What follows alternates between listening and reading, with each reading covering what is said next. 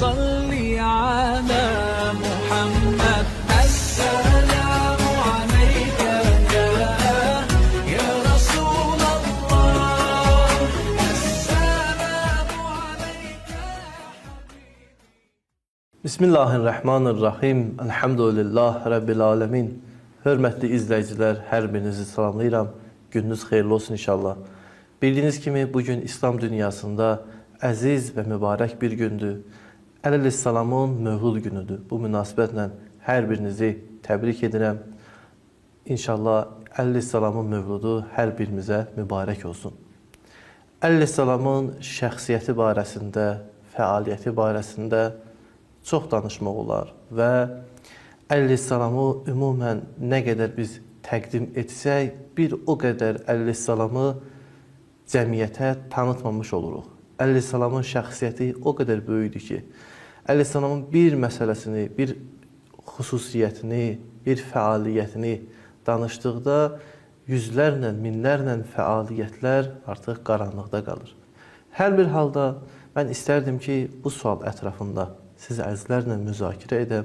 O da bundan ibarətdir ki, ümumən Əhl-i Beytin və məxsusən Həzrəti Əleyhissalamın İslam dünyasında elmi mədəniyyətin yaranmasında nə kimi töhfələri olmuşdur?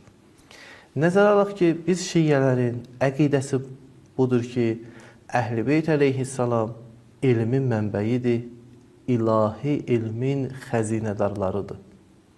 Bu bizim əqidəmizdir. Sual budur ki, bu əqidə, bu inanc tarixi faktlarla nə qədər üst-üstə düşür? Yəni bir insan İslam tarixini mütaliə etsə, Əhl-i Beyt əleyhissalamın elmi, mədəni fəaliyyətlərini orada görə bilər, yoxsa yox. Məxsusən Həzrəti Əleyhissalam ki, bizim əqidəmizə, inancımıza əsasən ilk imam Peyğəmbərin canişinidir. Peyğəmbərin elmi Həzrəti Əleyhissalama ötürülüb.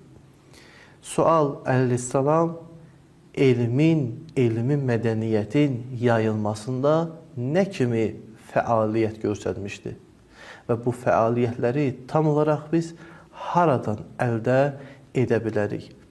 Nəzərə almaq lazımdır ki, bu sualın cavabı nə olursa olsun, istər müsbət olsun, istər mənfi olsun, şiyyə dünyasını və eyni zamanda Həzrəti Əleyhissalamın şəxsiyyətinə bir qapı açmış olur.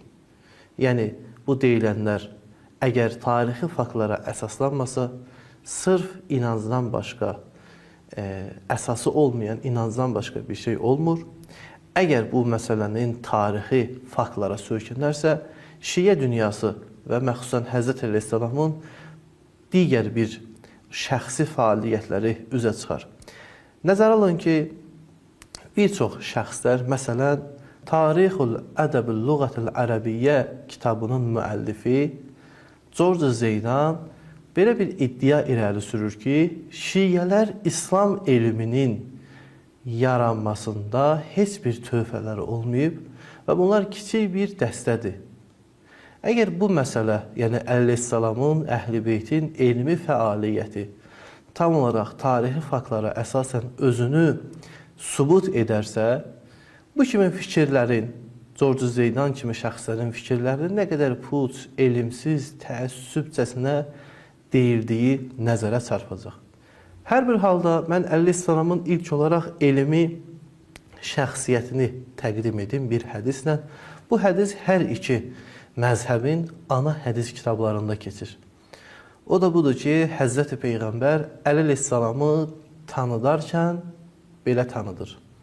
Ənə Mədinətul ilm və Əliyyum babuha. Mən elmin şəhəriyəm, Əli də onun qapısıdır. Fəmən əradəl elmə, hər kim elmi istəsə, məndən elmi almaq istəsə, fəliyyətil babə, bu qapıdan daxil olsun. Bu hədisin qısa şərhi bundan ibarətdir ki, bütün ilahi elmlər Həzrəti Peyğəmbərdədir. Və Həzrəti Peyğəmbərin elmi özündən sonra Əleyhissalamın vasitəsi ilə bəşəriyyətə çatdırılır. Hər bir halda Həzrət Əleyhissalamın elmi barəsində gələn hədislər olduqca genişdir, mən onlara toxunmaq istəmirəm. Sualı yenidən təkrar edirəm ki, əleyhissalam İslam elmlərinə, ümumən elmi mədəniyyətin yaradılmasında nə kimi töhfələri olmuşdur?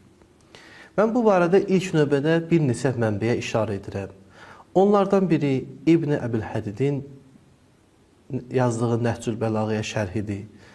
Bu şərhin birinci cildi demək olar ki, bu mövzuya həsr olunub. Eyni zamanda George Jordan, Məsihi bir alimin yazdığı İmam Əli İnsan ədalətinin səsidir kitabında bu məsələni geniş formada müzakirə etmişdir.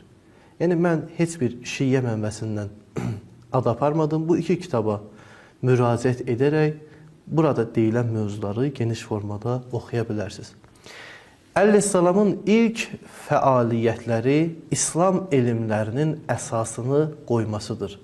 İslam elmləri dedikdə təfsir, fiqh, əxlaq, nəhv, sərf, ərəb dilinin qrammatikasına aid olan elmlər, bunların hamısının banisi Həzrəti Əli əleyhissalamdır.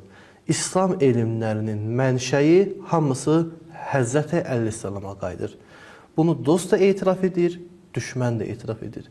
Bu barədə saatlarla danışmaq olar. Mən sadəcə Əli əleyhissalamın elmi fəaliyyətlərini sadalayıram. Bir, İslam elmlərinin əsasını qoyub. İki, Əli əleyhissalam bildiyiniz kimi müəyyən bir zaman çərçivəsində İslam hakimiyyətinin başında oturub. Yəni, İslam ümmətinə rəhbərlik edib. Baxmayaraq ki, İslam hakimiyyəti ona məxsus idi. Müəyyən səbəblərdən Əli əleyhissalamın bu hakimiyyəti kimlər tərəfindən qəsb olunmuşdu. Hər bir halda Əli əleyhissalam hakimiyyətə çatdığında ilk işlərindən biri cəmiyyətin lazımı məsələlərə savadı olması idi. Savadı olması məsələsini yaymaq idi. Baxın, bir cəmiyyət fikirləşin. Bu cəmiyyətin fərdləri müxtəlif məlumatlara yiyələnə bilərlər. Amma bu məlumatlar o cəmiyyətin nə qədər dərdinə dəyir, sosial, ictimai məişətlərini nə qədər təmin edir, başqa sualdır. Amma bir də var, məlumatdır, sadəcə elə bilir, bunu müzakirə edirlər. Amma onların yaşayışları ilə heç bir əlaqəsi yoxdur.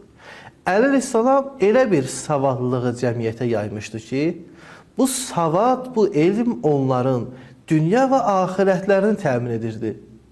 Onların baxışlarını, siyasi fikirlərini, görüşlərini təmin edirdi. Bu elmlər yalnız məlumat xarakterli deyildi. Onların başını qatmaq üçün, nəyəsə məşğul etmək üçün deyildi. Bu Əli əleyhissalamın hakimiyyət illərində özünü aydın şəkildə göstərir. Hətta özü dəfələrlə belə bir təbirlə çıxış edir ki, Əli əleyhissalam buyurur ki, وَعَلَمْ أَنَّهُ لَا خَيْرَ فِي عِلْمٍ لَا يَنْفَعُهُ. Bilin, bil, o elmdə ki, o elmdə xeyir yoxdur ki, ondan bir mənfəət əldə olunmasın. Bu mənfəət həm dünya, həm də axirət mənfəyi nəzərdə tutulur. Bu Əli əleyhissalamın elmə və savada verdiyi ikinci töhfə idi. Üçüncü töhfə Əli əleyhissalamın alimlərə, statuslarına hörmətlə yanaşmasıdır. Yəni, alimə dəyər verməsidir. Baxın, bir cəmiyyətdə biz elmi necə yayaq? Əli əleyhissalam bunu deyir. İlk olaraq elmin əsasları qoyulmalıdır. Cəmiyyətin savadlılığı üçün çalışmaq lazımdır. Sırf məlumatları ötürmək kifayət etmir. Məlumat deyil. Cəmiyyətin dünya və axirətini təmin edən elmlər. 3. O cəmiyyətdə alim statusuna hörmətlə yanaşmaq lazımdır. Əli əleyhissalam bu işi görürdü. Alimə hörmətlə yanaşırdı. İstər onun məişəti olsun, istər onun sosial imici olsun, bunu qorumağa çalışırdı. Bu barədə sözlər çoxdur, mən işarə etmirəm. 3. Müsəlmanların və bəşərin ehtiyac duyduğu elmlərə müsəlmanları təşviq edirdi. Əli əleyhissalam özü müəyyən bir elmi ixtiralara imza atmamışdı. Deyək ki, Əli əleyhissalam müəyyən bir elmi ixtira etmişdir. Xeyr, niyə görə ixtira etməmişdir? İlk olaraq Əli əleyhissalamın ilahi elmə sahib olmasının mənası o deyil ki, o dönəmdə işıq çəkməli idi, elektrik sistemləri ixtira etməli idi. Çünki bu məsələlər cəmiyyətin düşüncəsinə əsasən qabağa aparılmalıdır. Yəni o dövrdə hələ cəmiyyət buna hazır deyildi. Amma Əleyhisselam bu işi görürdü. İndi cəmiyyətə nə lazımdır? Müsəlman dünyasına hansı elm lazımdır? Hansı sahə lazımdır? O sahəyə yatırım edirdi, təşviq edirdi. Mən xülasə olaraq belə bir nəticəyə gəlmək olar ki, Əleyhisselam İslam dünyasında elmi mədəniyyəti yaratmaq üçün çox dərin məsələləri görmüş və bugünkü İslam dünyasında olan bu qədər o keçmiş elmi məsələlər birbaşa dolayısıyla Həzrəti Əleyhisselamı bağlıdır. Bu Əleyhisselamın İslam elmlərinə təqdim etdiyi töhfələrdir. Əssalamu aleykum və rəhmətullahi və bərəkətuh.